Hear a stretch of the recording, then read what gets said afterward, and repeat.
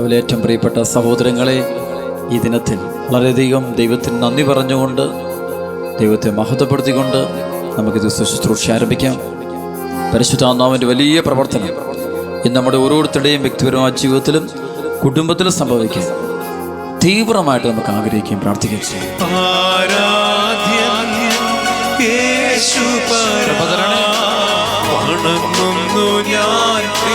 എല്ലാ തടസ്സങ്ങളും ബന്ധം അഴിക്കണം കർത്താവേ. അനുഗ്രഹം തരണം കർത്താവേ. സഹിക്കാനുള്ള ശക്തി തരണമേ.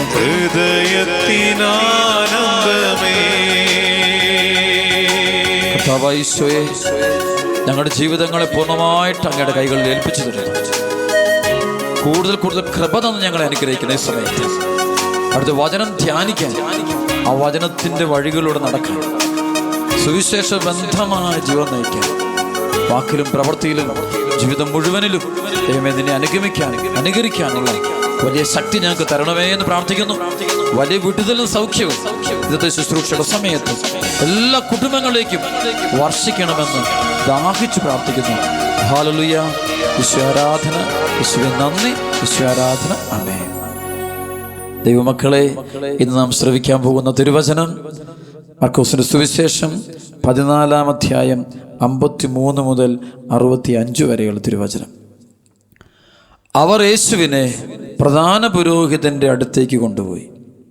എല്ലാ പുരോഹിത പ്രമുഖന്മാരും ജനപ്രമാണികളും നിയമജ്ഞരും ഒരുമിച്ച് കൂടി.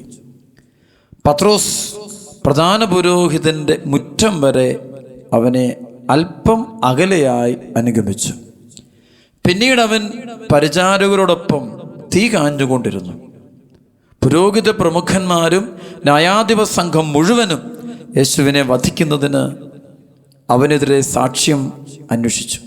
പക്ഷേ അവർ കണ്ടെത്തിയില്ല. പലരും അവനെതിരെ കള്ളസാക്ഷ്യം പറഞ്ഞെങ്കിലും അവ തമ്മിൽ പൊരുത്തപ്പെട്ടില്ല.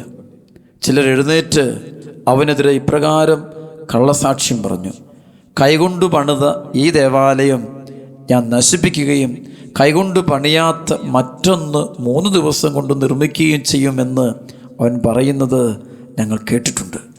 ഇക്കാര്യത്തിലും അവരുടെ സാക്ഷ്യങ്ങൾ പൊരുത്തപ്പെട്ടില്ല. പ്രധാന പുരോഹിതൻ മധ്യത്തിൽ നിന്ന് എഴുന്നേറ്റ് നിന്ന് യേശുവിനോട് ചോദിച്ചു: ഇവർ നിനക്കെതിരെ സാക്ഷ്യപ്പെടുത്തുന്നതിന് നിനക്ക് മറുപടി ഒന്നും പറയാനില്ലേ? അവൻ നിശബ്ദനായിരുന്നു, മറുപടി ഒന്നും പറഞ്ഞില്ല. പ്രധാന പുരോഹിതൻ വീണ്ടും ചോദിച്ചു: നീയാണോ വാഴ്ത്തപ്പെട്ടവൻ്റെ പുത്രനായ ക്രിസ്തു? യേശു പറഞ്ഞു: ഞാൻ തന്നെ. മനുഷ്യപുത്രൻ ശക്തിയുടെ വലതുഭാഗത്ത് ഉപവിഷ്ടനായിരിക്കുന്നതും വാനമേഘങ്ങളിൽ വരുന്നതും നിങ്ങൾ കാണും. അപ്പോൾ പ്രധാന പുരോഹിതൻ വസ്ത്രം വലിച്ചു കീറിക്കൊണ്ട് പറഞ്ഞു: ഇനി സാക്ഷികളെ കൊണ്ട് നമുക്ക് എന്താവശ്യം? ദൈവദൂഷണം നിങ്ങൾ കേട്ടുവല്ലോ. നിങ്ങൾക്കെന്തു തോന്നുന്നു? അവൻ മരണത്തിന് അർഹനാണെന്ന് അവരെല്ലാവരും വിധിച്ചു. ചിലർ അവനെ തുപ്പാനും അവൻ്റെ മുഖം മൂടിക്കെട്ടി മുഷ്ടി കൊണ്ടിടിക്കാനും നീ പ്രവചിക്കുക എന്ന് അവനോട് പറയാനും തുടങ്ങി. ഭൃത്യന്മാർ അവൻ്റെ ചെകിട്ടത്തടിച്ചു. പ്രിയപ്പെട്ട ദൈവമക്കളെ, ഈശോ മിശിഹായുടെ പീഡാസഹനത്തിൻ്റെ ആദ്യ സമയങ്ങളെയാണ് ഇപ്പോൾ നമ്മൾ വചനത്തിലൂടെ കേട്ട് ഇപ്പോൾ ധ്യാനിക്കാൻ പോവുക. ഈ വചനം നമ്മൾ ധ്യാനിക്കുന്നത് നമ്മുടെ ജീവിതവും ക്രിസ്തുവിൻ്റെ ജീവിതവും തമ്മിൽ ബന്ധപ്പെടുത്താൻ വേണ്ടിയാണ്. ഒരുപക്ഷെ നമ്മുടെയൊക്കെ ജീവിതത്തിൽ ഇതേ സഹനങ്ങളിലൂടെ, വേദനകളിലൂടെ നമ്മൾ പോകുമ്പോൾ അപ്പോഴെല്ലാം നമ്മുടെ മുന്നിൽ ഈ ഒരു സംഭവം, ക്രിസ്തു സംഭവം തെളിഞ്ഞു നിൽക്കണം. അവൻ്റെ പാതയിലൂടെ നടക്കുന്നതിൽ ആഹ്ലാദം കണ്ടെത്തണം. യോഹന്നാൻ അപ്പസ്തോലൻ പറയുന്ന പോലെ, അവനെ സ്നേഹിക്കുന്നു എന്ന് പറയുന്നവൻ അവൻ നടന്ന അതേ വഴിയിലൂടെ നടക്കേണ്ടിയിരിക്കുന്നു. 1 യോഹന്നാൻ 2-ാം അധ്യായത്തിൽ പറയുകയാണ്, 6-ാമത്തെ വചനം: അവനിൽ വസിക്കുന്നെന്ന് പറയുന്നവൻ അവൻ നടന്ന അതേ വഴിയിലൂടെ നടക്കേണ്ടിയിരിക്കുന്നു. ഈശോ നടക്കുന്ന ആ വഴിയിലൂടെ നടക്കുക. അപ്പോൾ വീണ്ടും പറയാം, ഹെബ്രായ ലേഖനത്തിൽ 12-ാം അധ്യായത്തിൽ 1 മുതൽ വചനത്തിലുണ്ട്: നമുക്ക് ചുറ്റും സാക്ഷികളുടെ ഒരു വലിയ സമൂഹമുള്ളതിനാൽ നമ്മെ അലട്ടുന്ന പാപവും ഭാരവും നമുക്ക് നീക്കിക്കളയാം. നമുക്കായി നിശ്ചയിച്ചിരിക്കുന്ന ഈ ഓട്ടപ്പന്തയം സ്ഥിരോത്സാഹത്തോടെ നമുക്ക് ഓടിത്തീർക്കാം. നമ്മുടെ രക്ഷകൻ നാഥനുമായ യേശുവിനെ മുന്നിൽ കണ്ടുകൊണ്ട് വേണം ഓടാൻ. അവൻ പോയ പോലെ പോകാൻ, ക്രിസ്തുവിൻ്റെ പാതയിലൂടെ പോകാൻ വചനം നമ്മെ പഠിപ്പിക്കുക. പ്രിയപ്പെട്ടവരെ, ഈ വചനം വെച്ചുകൊണ്ടാണ് ഇവിടെ നമ്മൾ മർക്കോസ് സുവിശേഷം ധ്യാനിക്കാൻ പോവുക, ആഴത്തിൽ ധ്യാനിക്കാൻ പോവുക. അവർ യേശുവിനെ പ്രധാന പുരോഹിതൻ്റെ അടുത്തേക്ക് കൊണ്ടുപോയി കൊണ്ടുപോവുകയാണ്. എല്ലാ പുരോഹിത പ്രമുഖന്മാരും ജനപ്രമാണികളും നിയമജരും ഒരുമിച്ച് കൂടി രാത്രിയിൽ കൂടുക, എല്ലാവരും കൂടിയിരിക്കുക. നീതിമാനായവനെ വിധിക്കാൻ വേണ്ടി എല്ലാവരും കൂടിയിരിക്കുക. ദേശം മുഴുവൻ കൂടിയിരിക്കുക, പ്രമാണികളെല്ലാം കൂടിയിരിക്കുക. പലപ്പോഴും അതെ, ചിലപ്പോൾ നമുക്കെതിരെയൊക്കെ സത്യത്തിന് സാക്ഷ്യം വഹിക്കുമ്പോൾ ജനം കൂടാൻ സാധ്യതയുണ്ട്, എതിരിടാൻ സാധ്യതയുണ്ട്. പക്ഷെ അവിടെ നമ്മൾ ഭയപ്പെടരുത്. അവിടെ നിന്ന് മഹത്വത്തിലേക്കുള്ള യാത്ര. ശരിക്കും ഇവിടെ പീഡാനുഭവങ്ങളാണ് കാണുന്നതെങ്കിലും ഈശോ യാത്ര ചെയ്യുന്ന മഹത്വത്തിലേക്ക്, ഉത്ഥാനത്തിലേക്ക് ഈശോ യാത്ര ചെയ്തുകൊണ്ടിരിക്കുക. പക്ഷെ പലർക്ക് അറിഞ്ഞുകൂടാ. സത്യം, നീതി, ജീവിത വിശുദ്ധി, വിശ്വാസം, ഇതിലൊക്കെ മുന്നോട്ട് പോകുമ്പോൾ ചിലപ്പോൾ നമ്മളൊക്കെ ഒറ്റപ്പെടും, ഭയങ്കര വേദനയോട്ട് പോകും. പക്ഷേ അന്നപ്പോഴൊക്കെ ഓർത്ത് മഹത്വത്തിലേക്കുള്ള യാത്രയാണ് നാം ചെയ്തുകൊണ്ടിരിക്കുക. പത്രോസ്, ക്രിസ്തു സ്നേഹിച്ചവൻ, ക്രിസ്തു ഉയർത്തിയവൻ, സഭയുടെ തലവനാക്കിയവൻ. പത്രോസ്, നീ പാറയാകുന്നു, ഈ പാറമേലാണ് എൻ്റെ സഭ ഞാൻ പണിയാൻ പോകുന്നത് എന്ന് പറയുമ്പോൾ ആ പത്രോസിനെ, ആ അത്ര ഉയർത്തിയ പത്രോസ് തന്നെ കർത്താവിന് അകലം പാലിക്കുന്നു, അകന്നു നിൽക്കുന്നത് കാണാൻ പറ്റും. വീണ്ടും കാണാം, പിന്നീട് അവൻ പരിചാരയോടൊപ്പം തീ കാഞ്ഞുകൊണ്ടിരിക്കുന്നു. തൻ്റെ ഗുരു പീഡിപ്പിക്കപ്പെടുമ്പോൾ, തൻ്റെ ഗുരുവിനെ എല്ലാവരും ആക്ഷേപിക്കുമ്പോൾ, ചങ്ങലകളാൽ ബന്ധിക്കപ്പെട്ട് നിൽക്കുമ്പോൾ, വേദനിച്ചുകൊണ്ടിരിക്കുമ്പോൾ ഇതേ പത്രോസ് തീ കായുന്നത് കാണാൻ പറ്റും, അവൻ സുഖം തേടുന്നത് കാണാൻ പറ്റും. ഇതൊക്കെയാണ് നമുക്കൊക്കെ പലപ്പോഴും എപ്പോഴും ഈ നാളുകളിൽ നമ്മൾ മുന്നോട്ട് പോകുമ്പോൾ, സഭ പീഡിപ്പിക്കപ്പെടുമ്പോൾ, അനേക മക്കൾ പാപം മൂലം തകർന്നു പോകുമ്പോൾ, ക്രിസ്തു പൊതുനിരത്ത് വെച്ച് പീഡിപ്പിക്കപ്പെടുമ്പോൾ, അവഹേളിക്കപ്പെടുമ്പോൾ, നിന്ദിക്കപ്പെടുമ്പോൾ, ക്രിസ്തു വേദനിക്കുമ്പോൾ, ഒരുപാട് ദുരന്തങ്ങൾ ലോകത്തിന്, പാപം പെരുകുമ്പോൾ, അനേകം മക്കളിലെ ക്രിസ്തു വേദനിക്കുമ്പോൾ ഞാൻ തീ കാഞ്ഞുകൊണ്ടിരിക്കുകയാണോ ചിന്തിച്ച് നോക്കണം. ചില സുഖത്തിൻ്റെ മുറികളിലേക്ക് പോകുന്നു, സുഖം കിട്ടുന്ന സാഹചര്യങ്ങളിലേക്ക് പോകുന്നു. ഒരകന്നു നിൽക്കുന്ന ശിഷ്യനാണ് ഏറ്റവും. ചില പാപത്തെ കെട്ടിപ്പിടിച്ചുകൊണ്ടിരിക്കുന്നു, പാപബന്ധങ്ങൾ കഴിയുന്നു. ഈശോ വേദനിക്കാതിരിക്കുകയോ ചെയ്യട്ടെ. സഭ തകരാതിരിക്കുകയോ ചെയ്യട്ടെ. കുടുംബങ്ങൾ നശിക്കാതിരിക്കുകയോ ചെയ്യട്ടെ. ജീവിത പങ്കാളി നശിക്കാതിരിക്കുകയോ ചെയ്യട്ടെ. ഇതൊന്നും എൻ്റെ കാര്യമല്ല, ഇതൊന്നും എനിക്കറിയേണ്ട കാര്യം. എനിക്ക് എൻ്റെ സുഖമാണ് വലുത്. ഈ തണുപ്പത്ത് എനിക്ക് അല്പം ചൂട് കിട്ടണം. ഈ പ്രതികൂല സാഹചര്യം എനിക്കെൻ്റെ സുഖം. സഭയ്ക്ക് വേണ്ടി ഇറങ്ങിത്തിരിക്കാൻ, ക്രിസ്തുവിന് വേണ്ടി ഇറങ്ങിത്തിരിക്കാൻ, ദൈവരാജ്യത്തിന് വേണ്ടി ഇറങ്ങിത്തിരിക്കാൻ, സഹനമേറ്റെടുക്കാൻ, ക്രിസ്തുവിനോടൊപ്പം കുരിശെടുക്കാൻ തയ്യാറാകണം. അതാണ് യഥാർത്ഥ ക്രിസ്തു ശിഷ്യൻ. ക്രിസ്തു ശിഷ്യൻ ആകുന്ന വ്യക്തി മാറി നിൽക്കേണ്ടവനല്ല. പ്രതികൂല സാഹചര്യങ്ങൾ വരുമ്പോൾ അവൻ മാറി നിൽക്കാൻ പാടില്ല. അവൻ മുന്നോട്ട് വന്ന് അവൻ സഹനമേറ്റെടുക്കാൻ തയ്യാറാകണം. പക്ഷേ ഈ സഹനമേറ്റെടുക്കാൻ ഇപ്പോൾ ഈ പത്രോസ് സാധിക്കാത്തതിന് കാരണം എന്താ? അഭിഷേകം കിട്ടിയിട്ടില്ല, പരിശുദ്ധാത്മാവ് നിറയാത്തതുകൊണ്ട് ധൈര്യമില്ല. ക്രിസ്തുവിന് വേണ്ടി ഇറങ്ങിത്തിരിക്കാൻ, സത്യത്തിനും നീതിക്കും ജീവിത വിശുദ്ധിക്കും വിശ്വാസത്തിനും സാക്ഷ്യം വഹിക്കാൻ ധൈര്യമില്ല. കുടുംബത്തിൽ പ്രാർത്ഥിക്കാൻ പോലും ധൈര്യമില്ല. മക്കളെ സ്നേഹിക്കാൻ പറ്റുന്നില്ല, ഭാര്യയെ സ്നേഹിക്കാൻ പറ്റുന്നില്ല, വിശ്വാസത്തിൻ്റെ ജീവൻ നയിക്കാൻ പറ്റുന്നില്ല. ഒരു അല്പം ദൂരെ മാറി, തീ കാഞ്ഞുകൊണ്ട് നിൽക്കുന്നു. അനേകം ക്രൈസ്തവരുടെ വലിയൊരു അടയാളമാണ് ഈ കാലഘട്ടത്തിൽ കാണാം. മക്കൾ പോലും നശിക്കുന്നു. ആ മനുഷ്യനൊന്ന് കുടി നിർത്തുകയാണെങ്കിൽ ആ കുടുംബം രക്ഷപ്പെടും. പക്ഷെ ആക്ക് വലുതിപ്പോൾ ഈ തീ കായുന്നതാണ്. ചില പാപത്തിൻ്റെ കൂട്ടുകെട്ട്, അപ്പൻ അല്ലെങ്കിൽ മകൻ അല്ലെങ്കിൽ മകള്, അമ്മ അത് ഉപേക്ഷിക്കുകയാണെങ്കിൽ ശരിയാവും. പക്ഷേ തയ്യാറാകുന്നില്ല. കാരണം വെച്ച് കഴിഞ്ഞാൽ തിന്മ കയറി വേട്ടയാടുക. സുഖം, എൻ്റെ സുഖം. കുടുംബത്തിൽ ജീവിത പങ്കാളി പീഡിപ്പിക്കപ്പെടുമ്പോഴും, അപ്പം പീഡിപ്പിക്കപ്പെടുമ്പോഴും, മകൻ പീഡിപ്പിക്കപ്പെടുമ്പോഴും, അമ്മ പീഡിപ്പിക്കപ്പെടുമ്പോഴും, സഹോദരങ്ങൾ പീഡിപ്പിക്കപ്പെടുമ്പോഴും ഈ അവസരത്തിൽ ഒരു ചൂട് തേടുന്ന, അല്പം തീ കായുന്ന ജീവിതം. അതാണ് പലരും. അവരൊന്നും ക്രിസ്തുവിനെ അനുഗമിക്കുന്നില്ല. ക്രിസ്തുവിനെ നോക്കിക്കൊണ്ട് നടക്കുന്ന ആളുകൾ പ്രാർത്ഥനക്കാരായി പോരാ, പ്രാർത്ഥിച്ചാൽ മാത്രം പോരാ. ക്രിസ്തുവിനോടുകൂടെ ഒന്നായിത്തീരാനുള്ള ഒരു ദൈവവിളി നമുക്കുണ്ട്. ആ വിളിയിൽ നമ്മൾ വളരാനായിട്ട് തയ്യാറാകണം. വീണ്ടും പറയുക, പുരോഹിത പ്രമുഖന്മാരെ ന്യായാധിപ സംഘം മുഴുവനും യേശുവിനെ വധിക്കുന്നതിന് അവനെതിരെ സാക്ഷ്യം അന്വേഷിച്ചു. പക്ഷേ അവർ കണ്ടെത്തിയില്ല. പലരും അവനെതിരെ കള്ളസാക്ഷ്യം പറഞ്ഞെങ്കിലും അവ തമ്മിൽ പൊരുത്തപ്പെട്ടില്ല. ചിലർ എഴുന്നേറ്റ് അവനെതിരെ ഇപ്രകാരം കള്ളസാക്ഷ്യം പറഞ്ഞു: കൈകൊണ്ട് പണിത ഈ ദേവാലയം ഞാൻ നശിപ്പിക്കുകയും കൈകൊണ്ട് പണിയാത്ത മറ്റൊന്ന് 3 ദിവസം കൊണ്ട് നിർമ്മിക്കുകയും ചെയ്യുമെന്ന് ഇവൻ പറയുന്നത് ഞങ്ങൾ കേട്ടിട്ടുണ്ട്. ഈശോയുടെ വചനത്തെ ആർക്കും മനസ്സിലാക്കാൻ പറ്റുന്നില്ല. അതുകൊണ്ട് അവർ തെറ്റായിട്ട് വ്യാഖ്യാനിക്കുക. ഈശോ ജെറുസലേം ദേവാലയം തകർത്തിട്ട് 3 ദിവസം കൊണ്ട് ജെറുസലേം ദേവാലയം പണിയാൻ പോകുന്നു. ഇതെങ്ങനെ ഇവൻ പറയുന്നത് കേട്ടു. ഇതെന്തത് പറയുന്നത്? അവർക്ക് ഈശോയെ അറിയാൻ പറ്റിയിട്ടില്ല. അതൊന്ന് പലർക്കും സുവിശേഷത്തെ അറിയാൻ പറ്റാത്ത ഒത്തിരി മക്കളുണ്ട്. വചനമെടുത്തിട്ട് ഇതെന്താ ഇത്, വാട്ട് ഈസ് ഇറ്റ്, ഇങ്ങനെ വല്ലതും ഉണ്ടോ, സ്വർഗമോ നരകമോ ശുദ്ധീകരണ സ്ഥലമോ, ഇതിങ്ങനെ വല്ലതും ഉണ്ടോ, എല്ലാം തെറ്റി ഇതുപോലെ ചോദിക്കുക, എറിയുക. ഇത് പറയുമ്പോൾ പറയാൻ പറ്റുന്നില്ല, ചെയ്യാൻ പറ്റുന്നില്ല, ആത്മീയ ജീവിതത്തെക്കുറിച്ച് ചിന്തിക്കുന്നില്ല. പക്ഷേ ഈശോ പറയുന്ന ആത്മീയ കാര്യങ്ങളാണ്. ഈശോ പറയുന്നത് ഈ ദേവാലയം പൊളിച്ചിട്ട് വീണ്ടും പുതിയ ദേവാലയം പണിയെന്ന് വെച്ചാൽ ഈശോ പറയുന്നത് ഈശോയുടെ മരണം, ഈശോയുടെ ഉത്ഥാനം, സഭയുടെ വളർച്ച എല്ലാം കാണുക. അന്നത്തെ ഈശോ എല്ലാം കാണുകയാണ്. ആഴമേറിയ അഭിഷേകം, ആത്മീയ കാര്യം പഠിപ്പിക്കുക. നമ്മളോട് പോലും പറയുക, ക്രിസ്തുവിൽ പണിയാൻ പറയുക. എൻ്റെ ശരീരം ക്രിസ്തുവിൻ്റെ ശരീരമായിട്ട് മാറ്റുക, ദേവാലയമാക്കി മാറ്റുക. ആത്മീയ അർത്ഥം, ആധ്യാത്മികത, അത് വചനത്തിൻ്റെ അതാണ് യഥാർത്ഥ അർത്ഥം. ബാഹ്യമായി കാണുന്നതല്ല അർത്ഥം, അതിൻ്റെ ഉള്ളിലുള്ളൊരർത്ഥമുണ്ട്. ബാഹ്യമായതല്ല, നമ്മൾ കേൾക്കുന്നതല്ല, അതിനുള്ളിലുള്ള ദൈവ ചൈതന്യത്തിലൂടെ വരുന്ന ഒരർത്ഥമുണ്ട്. ആ അർത്ഥം ഗ്രഹിക്കാൻ നമ്മൾ തയ്യാറാകണം. ക്ഷമിക്കുമ്പോൾ, സഹിക്കുമ്പോൾ ഇത് കിട്ടുന്നതാണ്. പക്ഷേ സഹനമില്ലാത്തവർക്ക് ഇതൊരിക്കലും മനസ്സിലാകില്ല. ക്രിസ്തുവിനെ അനുഗമിക്കുന്നവർക്ക് മാത്രമേ ക്രിസ്തുവിൻ്റെ വചനത്തിൻ്റെ അർത്ഥം മനസ്സിലാകുള്ളൂ. ക്രിസ്തുവിനെ ഈശോയെ അറിയണം, ഈശോ അറിയേണ്ടതുപോലെ അറിയണം, തെറ്റായിട്ട് അറിയരുത്. ഈ കാലഘട്ടത്തിൽ ഒരുപാട് പേര് ഈശോ അറിയുന്നുണ്ട്, തെറ്റായ അറിവ്. ആ തെറ്റായ അറിവ് ഒരിക്കലും രക്ഷയിലേക്ക്, വിടുതലിലേക്ക് നയിക്കില്ല. ബന്ധനങ്ങൾക്ക് മേൽ ബന്ധനങ്ങൾ ഉണ്ടാക്കുന്നത് കാണാൻ പറ്റും. വീണ്ടും വചനം പറയുകയാണ്, ഇക്കാര്യത്തിലും അവരുടെ സാക്ഷ്യങ്ങൾ പൊരുത്തപ്പെട്ടില്ല. പ്രധാന പുരോഹിതൻ മധ്യത്തിൽ എഴുന്നേറ്റിരുന്ന് യേശുവിനോട് ചോദിച്ചു, ഇവർ നിനക്കെതിരെ സാക്ഷ്യപ്പെടുത്തുന്നതിന് നിനക്ക് മറുപടി ഒന്നും പറയാനില്ലേ?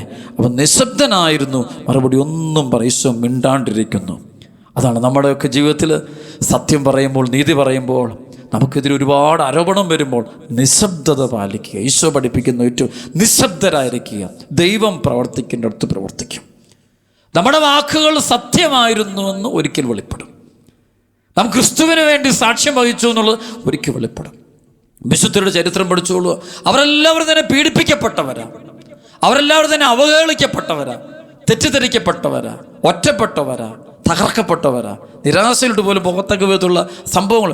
Cent John of the Cross, കുരിശിൻ്റെ യോഹന്നാൻ, തൻ്റെ ജീവിതത്തിൽ ഒരുപാട് തെറ്റിദ്ധരിക്കപ്പെട്ട് ഒരു മുറിയിൽ അടച്ചിട്ടിട്ട് ഒരുപാട് പീഡനങ്ങൾ ഏൽക്കേണ്ടി വന്നൊരു മനുഷ്യനാണ്. നിശബ്ദത പാലിക്കുക. ഈശോയെപ്പോൾ നിശബ്ദ, സത്യമുണ്ടെങ്കിൽ നിനക്ക് നിശബ്ദതയോടെ നിൽക്കാം. സത്യമില്ലാതാവുമ്പോഴാണ് നീ വാചാലനായി പോകും, ബഹളം വെക്കാൻ പോകും. വേണ്ടരുത്, ദൈവം പ്രവർത്തിക്കും.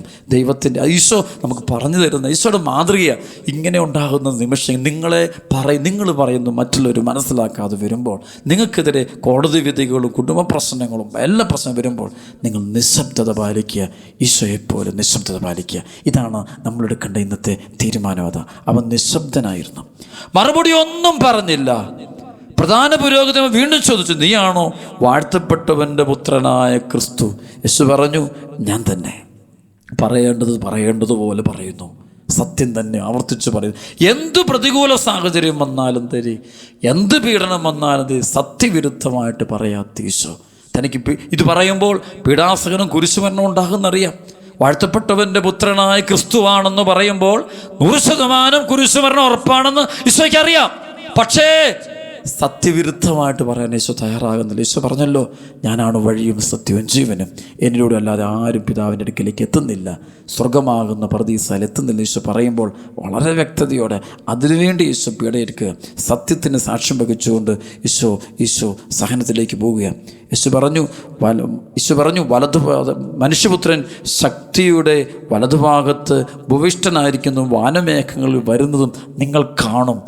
അവിടെ വെച്ചും ഈശോ കാണുന്നത്. ഈശോ അവിടെ പറയുമ്പോൾ ശക്തിയുടെ വലതുഭാഗത്ത്, ദൈവത്തിൻ്റെ വലതുഭാഗത്ത് യേശുമിശിഹ ഉപവിഷ്ടനായിരിക്കുന്നു, വാനമേഘങ്ങൾ അവൻ വരുന്നത് കാണും. അതുകൊണ്ട് ഈശോ പീഡാസഹനത്തിൻ്റെ വഴിയിലൂടെ പോകുമ്പോൾ ഈശോ അങ്ങ് ഭാവിയിൽ സംഭവിക്കാൻ പോകുന്ന മഹത്വം ഈശോ കാണുകയാണ്. ശരിക്കും ഈശോ അവിടെ കണ്ടുകൊണ്ടിരിക്കുക, മഹത്വം കൊണ്ടുകൊണ്ടിരിക്കുക.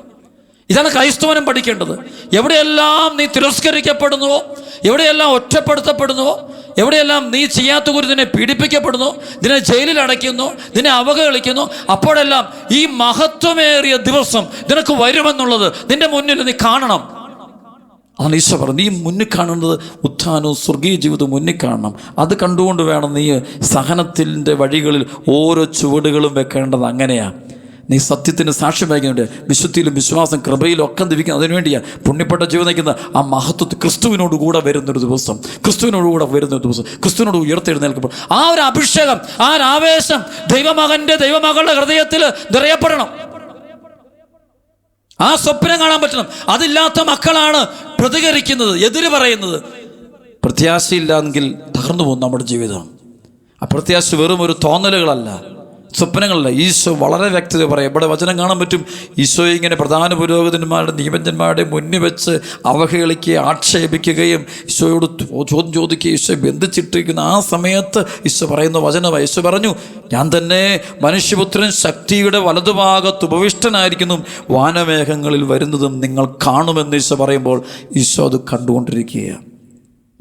ഈ കുരിശുമരണം, ഈ സഹനം, ഇത് കഴിയുമ്പോൾ സംഭവിക്കാൻ പോകുന്ന മഹത്വം ഈശോ അവിടെ വെച്ച് തന്നെ കാണാൻ പറ്റും. അത് പ്രിയപ്പെട്ട മക്കളെ, ഞാനും നിങ്ങളും എല്ലാവരാലും തിരസ്കരിക്കപ്പെടുമ്പോഴും, പാപം ചെയ്യപ്പെട്ട് അല്ലെങ്കിൽ ഏതെങ്കിലും തിന്മകളിലൂടെ നമ്മൾ വേദനിപ്പിക്കപ്പെടുമ്പോഴും, ചെയ്യാത്ത കുറ്റം പീഡിപ്പിക്കപ്പെടുമ്പോഴും, ഒറ്റപ്പെടുമ്പോഴും, വിവാഹമോചനങ്ങൾ സംഭവിക്കുമ്പോഴും, വിവാഹം നടക്കാതെ വരുമ്പോഴും, മക്കളില്ലാതെ വരുമ്പോഴും, ആക്ഷേപങ്ങൾ നടക്കുമ്പോഴും ഒക്കെ നിശബ്ദമായിരുന്നുകൊണ്ട് ക്രിസ്തുവിൻ്റെ ഈ സഹനത്തിൽ നമുക്ക് പങ്കുചേരാം. ഈശോയെപ്പോലെ നമുക്ക് സഹിക്കണം. ഇത് പല ആളും ഈശോയെപ്പോലല്ല സഹിക്കുന്നത്. എതിരൊക്കെ പറഞ്ഞ്, വഴക്കൊക്കെ പറഞ്ഞ്, അടികൂടി, തല്ലുകൂടി, പ്രശ്നം ഉണ്ടാക്കുക, ക്രിസ്തുവിനെ തള്ളിപ്പറയുക. എന്ത് അതൊക്കെ ചെയ്യുമ്പോഴുണ്ട് ഈ പ്രശ്നം ഉണ്ടാക്കുന്നവർക്ക് ഈശോയെ തള്ളിപ്പറയുക. ഈശോയോട് വചനം, ഈശോയെ പോലെ ഇരിക്കാനൊന്നും പറ്റത്തില്ല, ദൈവത്തെ പോലെ അങ്ങനെ പറ്റത്തില്ല എന്ന് പറഞ്ഞ് നമ്മൾ എതിര് പറയും. അങ്ങനെ പറയരുത്. നേരെ മറിച്ച് ഇതുപോലെ നിശബ്ദത പാലിക്കുമ്പോൾ മുന്നിൽ നമ്മൾ കാണണം ഈ സഹനത്തിന് കിട്ടാൻ പോകുന്നൊരു പ്രതിഫലം. ഒരിക്കൽ സർവശക്തനായവൻ്റെ വലതുഭാഗത്ത് ഈശോമിശിഹായിരിക്കുന്നതും വാനമേഘങ്ങൾ വരുന്നതും കാണുക, അവൻ്റെ കൂട്ടത്തിൽപ്പെടാൻ, ആ കൃപയുടെ മകനായിട്ട് മകളായിട്ട് മാറാൻ ഭാഗ്യം കിട്ടാൻ പോവുക. അത് മുന്നിൽ കാണുക. വിശുദ്ധരുടെ ഗണത്തിലായിരിക്കാൻ പോവുക. അനേകം വിശുദ്ധരുടെ കൂടെ, സ്തഫാനോസിനോട്, വിശുദ്ധ പൗലോസിനോട്, വിശുദ്ധ പത്രോസിനോട് കൂടെ, യാക്കോബിനോട് കൂടെ, അനേകം വിശുദ്ധാത്മാക്കളോട് കൂടെ സ്വർഗത്തിലായിരിക്കുന്നത്. അതാണ് സഹനത്തിൻ്റെ മണിക്കൂറിൽ നമ്മൾ കാണുന്നത്. എസ്തഫാനോസിന് നേരെ ആളുകൾ കല്ലെറിയുമ്പോൾ അവൻ സ്വർഗത്തിലേക്ക് കണ്ണുകൾ ഉയർത്തി നോക്കി പിതാവിൻ്റെ വലതുഭാഗത്ത് ഉപവിഷ്ടനായിരിക്കും പുത്രൻ തമ്പുരാനെ കാണുന്നു. അവൻ വിളിച്ചു പറഞ്ഞു, അതേ ആണ്ട് ഈശോ പിതാവിൻ്റെ വലതുഭാഗത്ത് ഉപവിഷ്ടനായിരിക്കുന്നു എന്ന് പറയുമ്പോൾ അവൻ അത് കണ്ടുകൊണ്ടിരിക്കുക. അതാണ് സഹനത്തിൻ്റെ നടുവിൽ ചെയ്യേണ്ടത്. അതാണ് യഥാർത്ഥ ക്രിസ്ത്യാനി, ക്രിസ്തു ശിഷ്യൻ. അതാണ് ആ ക്രിസ്തു, A disciple of Jesus Christ is A disciple of Jesus Christ. അങ്ങനെ ആരെങ്കിലും ഉണ്ടോ?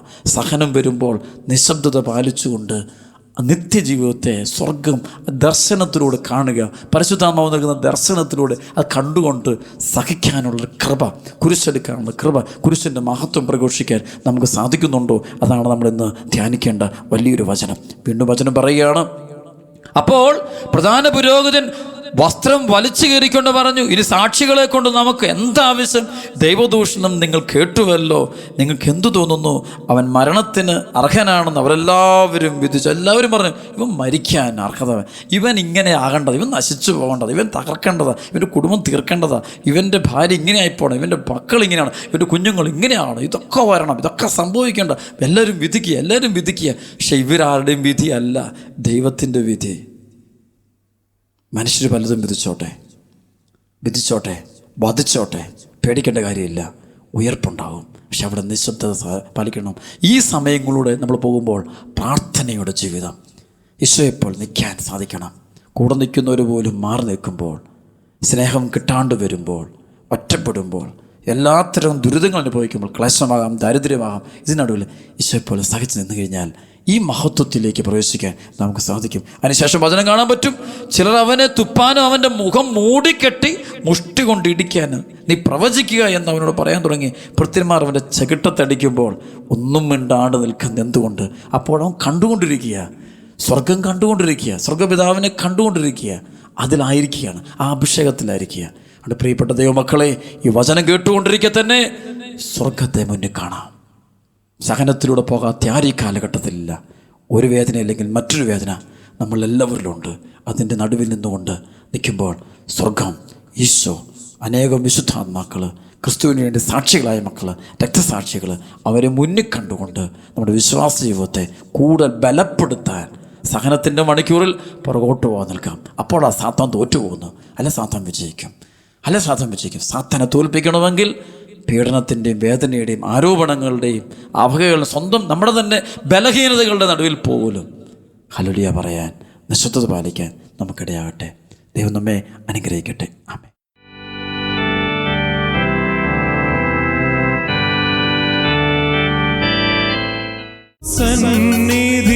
ഈശോ വാസിച്ചോട്ടെ, പാദങ്ങൾ ചുംബിച്ചോട്ടെ, കരുണയായിരിക്കണം ഈശോയെ.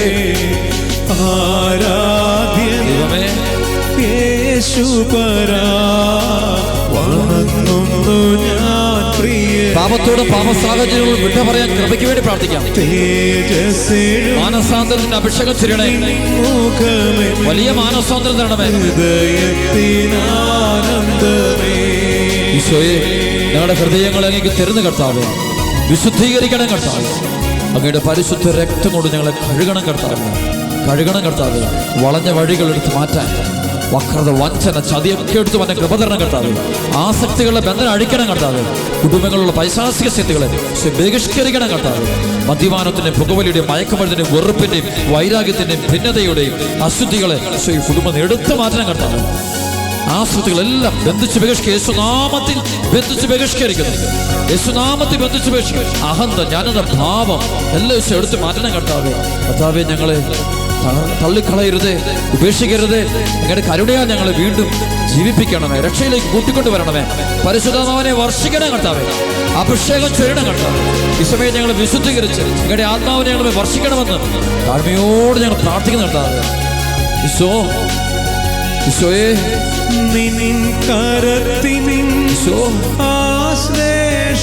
അനുഗ്രഹിക്കണം കർത്താവേ.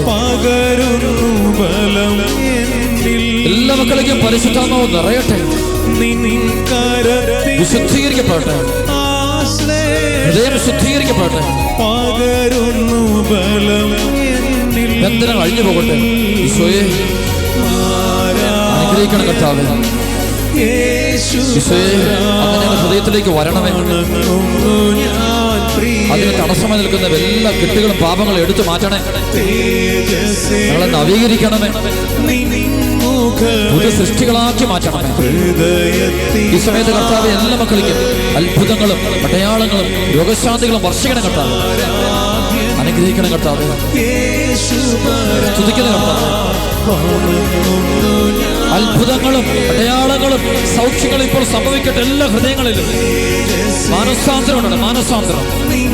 ഈശോയെ, ഈശോയെ, ഈശോയെ. മക്കളെ, നമുക്ക് ദൈവത്തെ സ്തുതിക്കാം. ദൈവമക്കളെ, ഹൃദയം തുറന്ന് നമുക്ക് ദിവ്യകാലത്തെ ആരാധിക്കാം. ആരാധന, ആരാധിക്കുന്നു, ആരാധിക്കുന്നു. ഈശോയെ സ്തുതിക്കുന്നു, സ്തുതിക്കുന്നു, സ്തുതിക്കുന്നു, സ്തുതിക്കുന്നു. വിശുദ്ധീകരിക്കണം, വിശുദ്ധീകരിക്കണം, വിശുദ്ധീകരിക്കണം. വിട്ടുത നൽകണം, വിട്ടുത നൽകണം. പുസ്തകം തരണം, പുസ്തകം തിരിടണം, പുസ്തകം തിരിടണം. നന്ദിതയോടെ നമ്മൾ കുടുംബങ്ങളിലെ വിശുദ്ധീകരിച്ച് അനുഗ്രഹിക്കണം കർത്താവേ, ആശീർവദിക്കണം കർത്താവേ. കർത്താവ്, ഈ സമയത്ത് ദിവ്യകാരുണ്യ ഈശോയെ, അങ്ങയുടെ തിരുമുറിവുകളിൽ നിന്നൊഴുകുന്ന വലിയ പ്രകാശമുണ്ട്. എല്ലാ ഹൃദയങ്ങളും നിറയ്ക്കണമേ, കുടുംബങ്ങളെ വിശുദ്ധീകരിക്കണമേ, അങ്ങയെ വിശ്വസിക്കാൻ കൃപ തരണമേ. Hallelujah, hallelujah. ആരാധന, ആരാധന, ആരാധന, ആരാധന.